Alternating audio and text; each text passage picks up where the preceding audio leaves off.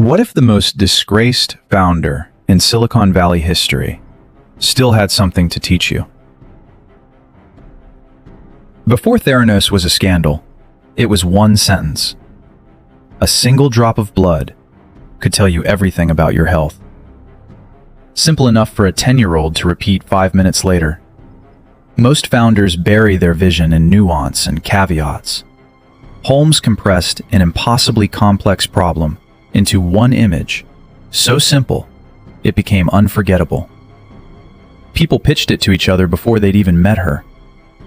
A vision that can't be repeated in one sentence doesn't spread. Hers did. But a vision alone doesn't raise $9 billion. Something has to carry it into the room.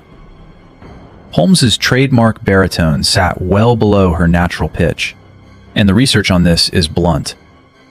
Lower-pitched voices read as more dominant, more competent, more trustworthy.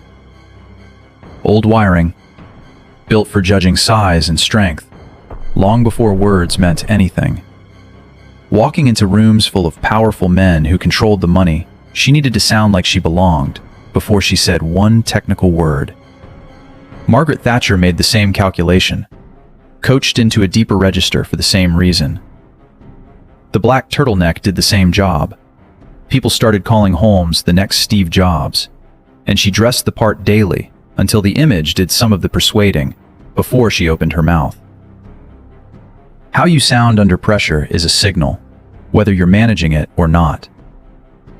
That voice and that presence still had to reach the right rooms, and it wasn't pitch decks that got her there. It was people. Let Names recruited Stanford professor Channing Robertson early.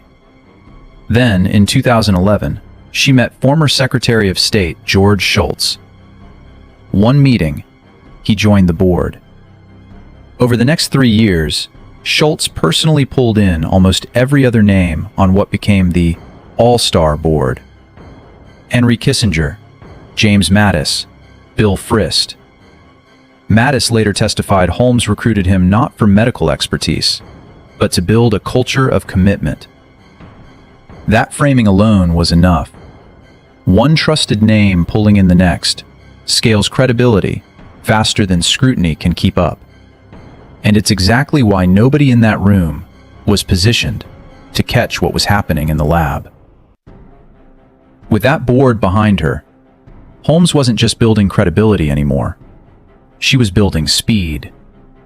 And speed is its own kind of power, one that matters far beyond a boardroom. Momentum is one of the most underrated forces in business and in life. It doesn't require certainty. It doesn't require having every answer figured out before you move. Some of the biggest breakthroughs come from people who didn't know exactly what to do next, but did the smallest thing anyway. Because motion breaks a freeze that thinking alone never will. That's true whether you're building a billion-dollar company or just trying to get unstuck on an ordinary day. The smallest next step still counts as one. Holmes ran on that instinct. Once you've promised the moon, you can't show up with a ladder. So she kept moving, racing devices into real Walgreens stores in front of real customers before the technology was ready. Momentum doesn't ask if you're ready. It only asks if you're moving. In software, and in plenty of areas of life, that instinct pays off. Move fast, iterate, fix it as you go. But in diagnostics, where the product touches someone's actual bloodstream, the same instinct becomes something else entirely. That kind of forward motion needs fuel. And nothing fuels a founder quite like obsession.